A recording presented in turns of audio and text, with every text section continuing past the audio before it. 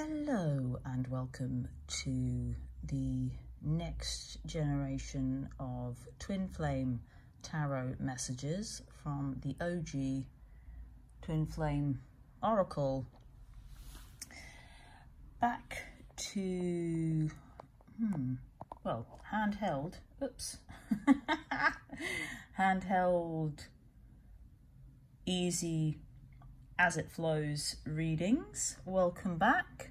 So essentially what we're doing, just to catch you up, I've been planning, feeling like this was going to be happening for a few weeks now, just starting again from the beginning and just looking to share this for anybody that needs this information. And we're just going to be doing some basic, so to speak, Twin Flame Tarot. I'll probably make another video about what that means, but this is the first session. I'm not exactly sure which spread we're going to do, but I have a new deck. It is a very small, tiny deck, or it's a small, tiny version of this deck, which is the Tarot of the New Vision, and essentially it's the Rider-Waite Tarot deck from a slightly different perspective.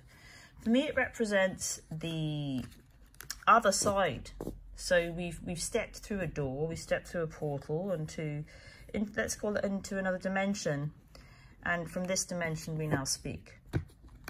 Okay, so I don't want to talk too much because I know this is actually just about the tarot.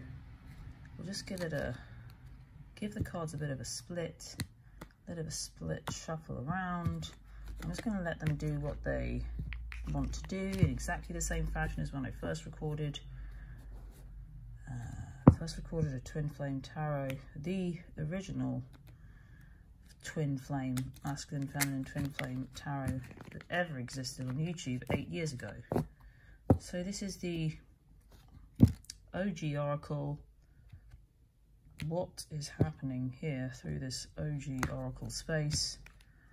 1, 2, let's go.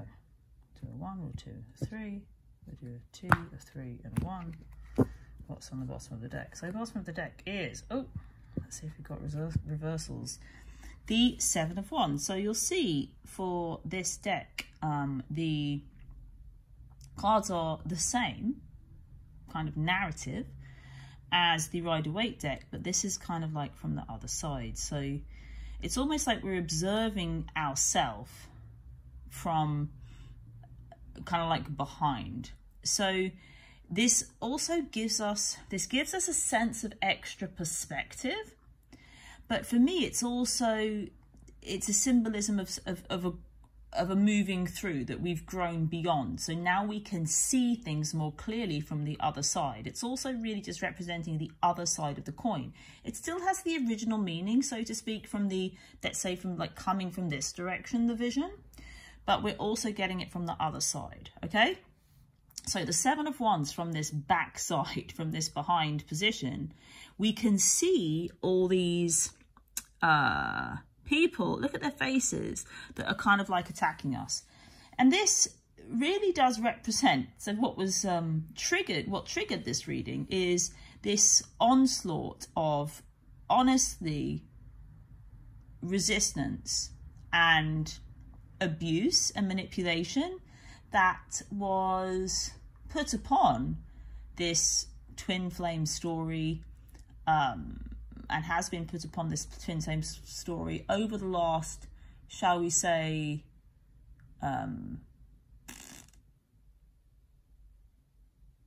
probably 6 years, though, that's a long time in internet years. But it also represents the resistance that just happens to this story, this phenomenon of a seeming relationship or a meeting of human to human that creates this nucleus of something greater than its parts, and that triggers, let's call it a spiritual path, but really maybe it's an embodied path, a desire to find an authentic self is really what it triggers. And also what it triggers, and what's really important for you to know, is a path of service. These readings are about service to all. This means service, it's not selfish, only service to self, which will manifest in the twin flame narrative as I just want to be with this person and it's all about me and this person being together forever and that's all that I care about at its extreme. Or the service to others, which is I'm just here to serve humanity and sacrifice and surrender my needs and desires for others. The reality is that when we live in service, in true service, we are in service to all, which includes the self. And honestly, this does create a lot of resistance. It creates a lot of resistance in our own mind, and that then manifests outside of us in other people, so to speak. So it represents this idea of resistance. But the other side of the meaning of the Seven of Wands is this idea of standing your ground. So stand your ground and keep going. We keep going. How this is manifested for me is there's just been a cycle. And even despite the resistance and in spite of the resistance, even within me, around this story, this narrative, the people that have been attracted to this story, the romanticization and the idealism and the manipulation that has been attached to these twin flame stories, that we have to keep going. You have to keep going on your path because we don't choose our path. The resistance is kind of proof that, and for you truly, if you're watching this, which of course you are, the resistance, if there's the resistance is proof that it's not some sort of ego romantic idea. Anybody that's still here by now understands that this isn't some sort of romantic Hollywood style romance. This is really a path of pushing through, of creation, of birthing. So it's really just giving you a little bit of context or idea around when this resistance happens. But the message around it is that most of the resistance is within you, and maybe now you can see that. You're actually understanding this isn't actually about other people. I now understanding that my consciousness is on the micro and everything is one, and so my consciousness is always to a certain extent projected out, and I manifest my ideas, my experience, I consistently manifest my landscape, my reality, and that occurs through others. So any resistance I come up against is really resistance within myself. That doesn't mean that it shouldn't be there. It's part of the experience of growth.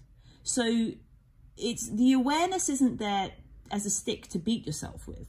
The awareness is there for awareness's sake, which means you become aware of what is happening within you through the manifestation around you. That's it. It's like looking in the mirror. There's no point there's nothing wrong or any judgment. You can have opinions about what you see, but it's not that you shouldn't be looking in the mirror. That is reality. That's how it goes. So it's just drawing to your attention that any resistance is really within you, and now potentially you can see that.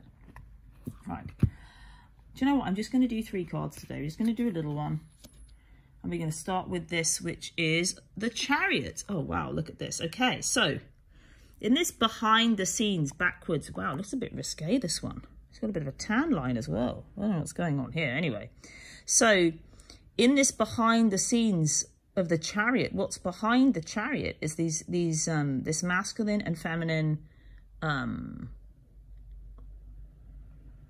characters, these masculine feminine characters here represented, topless with these kind of Egyptian-esque headdresses on,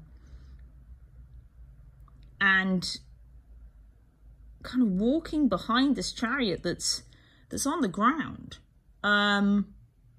This really represents this next level of what is happening in this twin flame story, which is really this kind of like embodiment, as I was calling it. But there's something about this, look at the crowd, that's actually about welcoming in and this kind of like prodigal son story of this kind of like return of the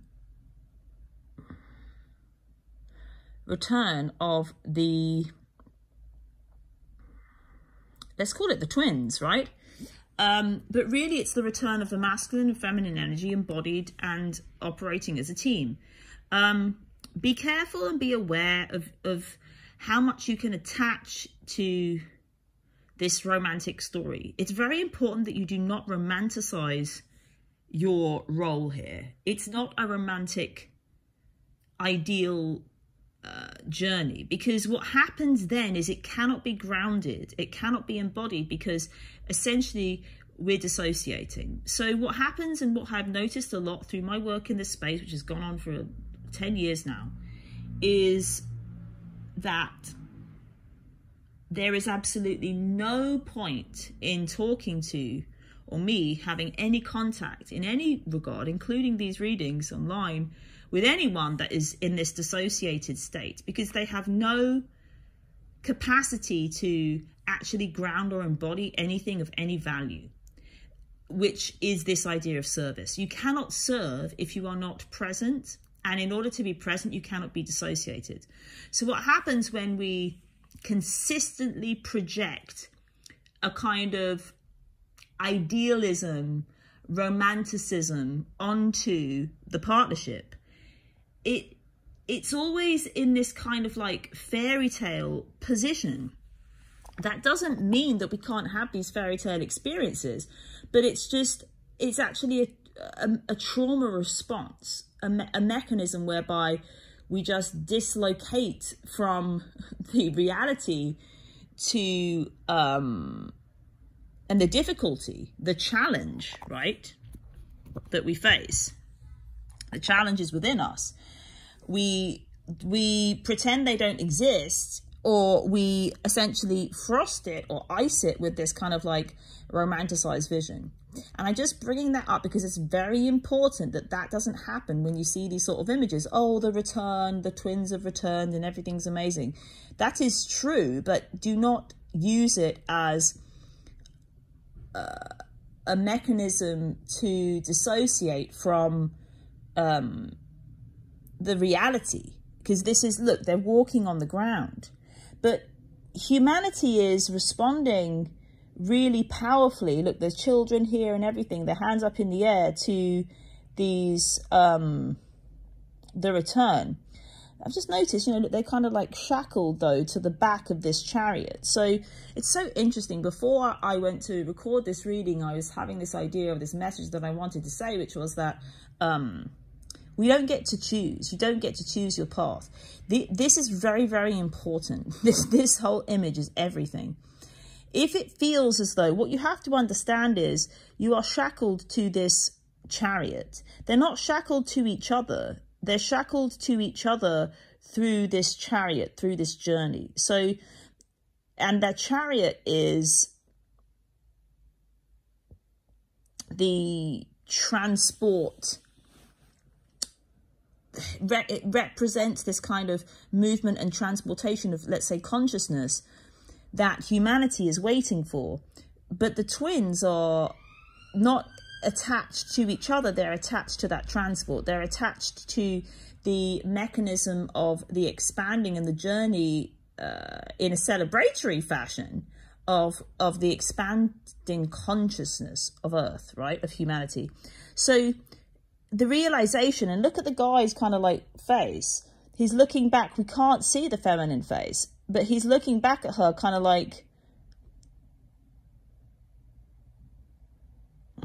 it's interesting. I wonder what your own feelings are about what his facial expression is. Just take a little moment to meditate around. I'll try and keep it still, I'm sorry. To meditate around this, what this means, what he's looking at, what he's seeing. To me, it does look like a kind of moment of realization. It's almost like it's kind of like stopping and realizing that it's not her fault. Because there's something about, I feel there's this a little bit like, on both sides, on the masculine and feminine side, feeling like there's this kind of blaming of the other, like the other is doing this thing. If just the other person would stop doing this thing, then everything would be okay. When actually what's been driving it the whole time is this chariot and this driver that we cannot see in this picture. But it really represents the expansion of consciousness and this idea of this kind of spiritual vehicle. You know, it's a spiritual vehicle. Really, I don't even want to use the word spiritual, but a vehicle of consciousness that is expanding and is moving fast and is a gift to humanity. And this idea of service is very, very important.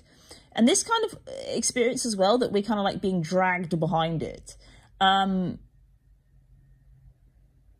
There's this kind of surrendering to that.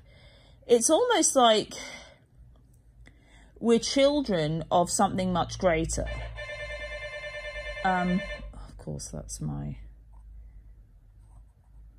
I'm just going to... 1 second. Let's put this down there for 1 second.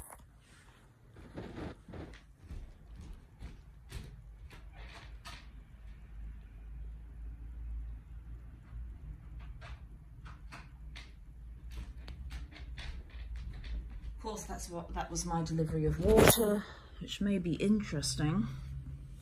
Anyway, this idea that we're children of something, of communication. We're children of the chariot. We're children of the movement, of the expansion, of the journey. And of the vehicle. It is the vehicle of the journey, you know, of the vehicle of movement, vehicle representing the journey and the movement, and that there's nothing we can do. And also, I feel like the realization on that, okay, so it's manifested or shown through the masculine side, but it doesn't necessarily mean that that's where the realization is. The realization is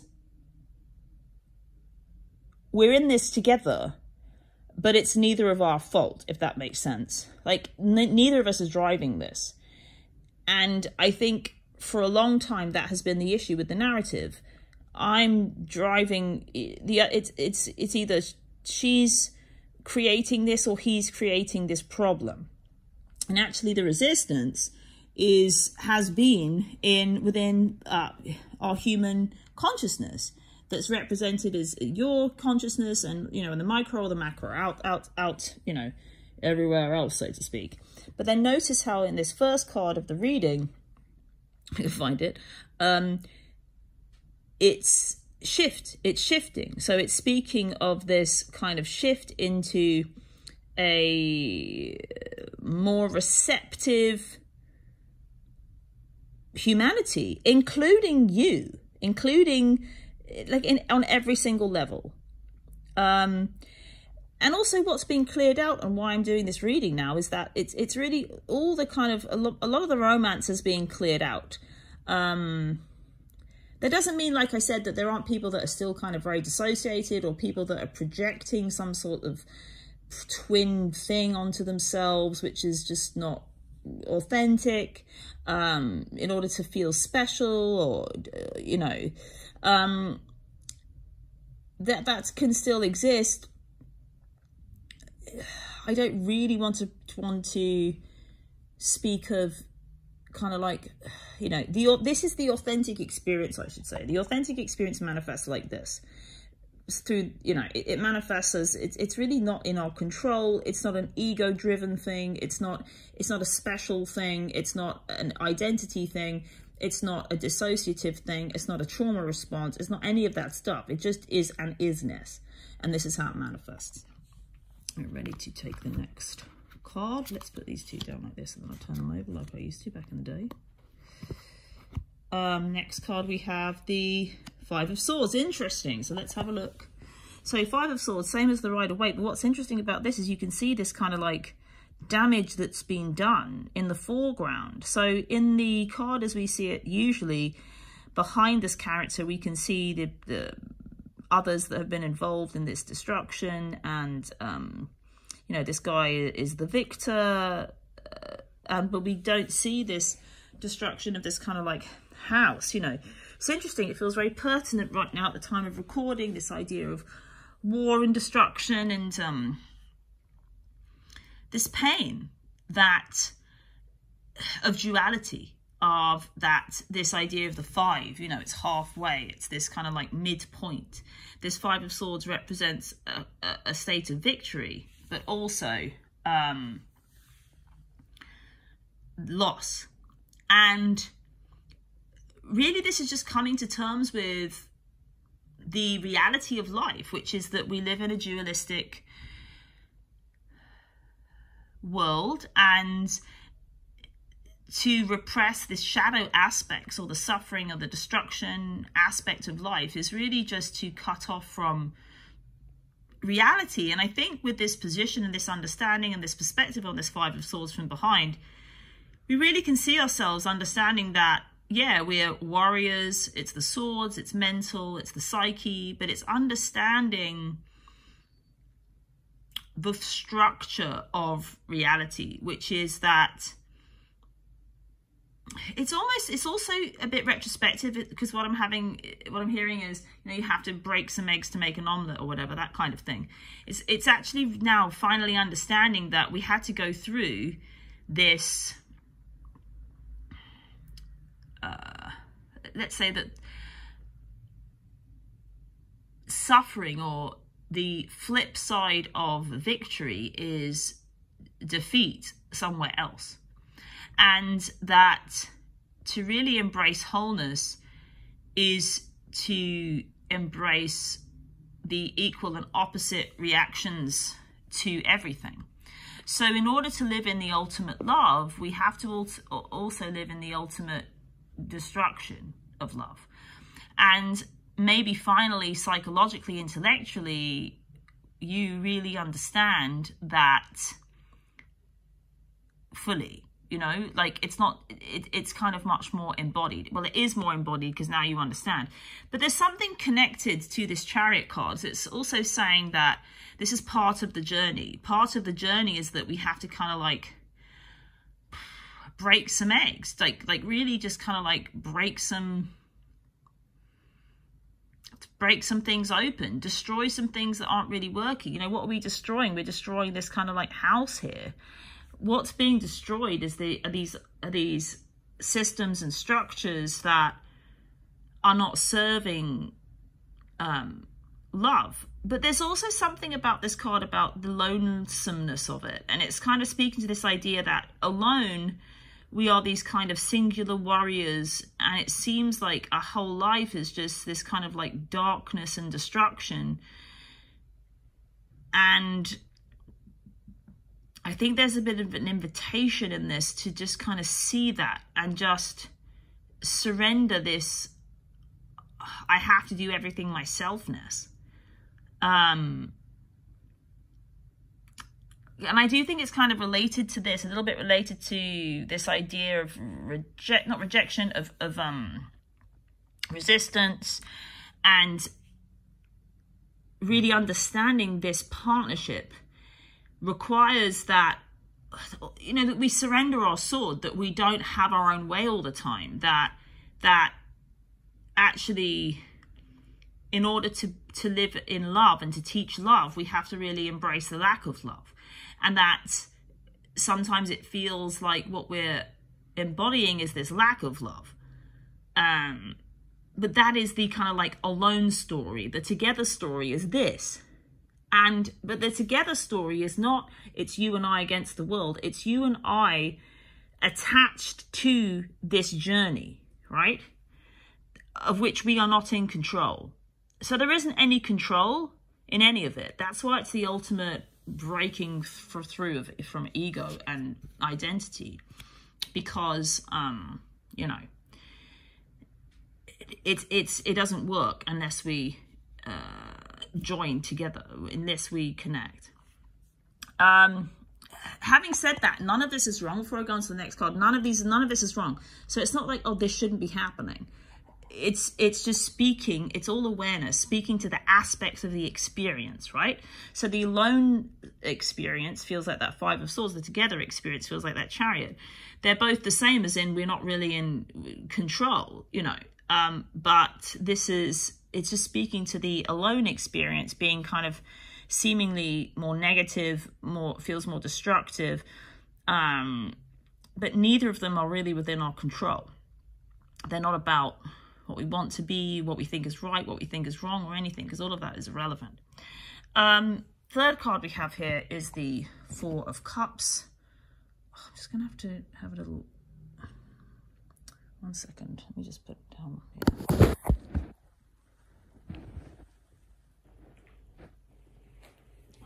So funny. I just got this little like pain doing this. I think it's just the way I'm sitting, but there we go.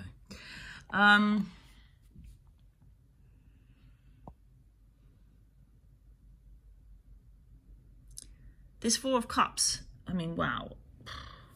This Four of Cups is a bit of a repetitive card through my work in this area, speaking to this idea of rejection again, or resistance, and also just kind of like missing the gift. But what's so interesting is this distraction of this flying horse, this Pegasus, this white Pegasus in the sky. I mean, this is why this deck is just really astonishing and beautiful and has reignited these readings. This extra information that we now have.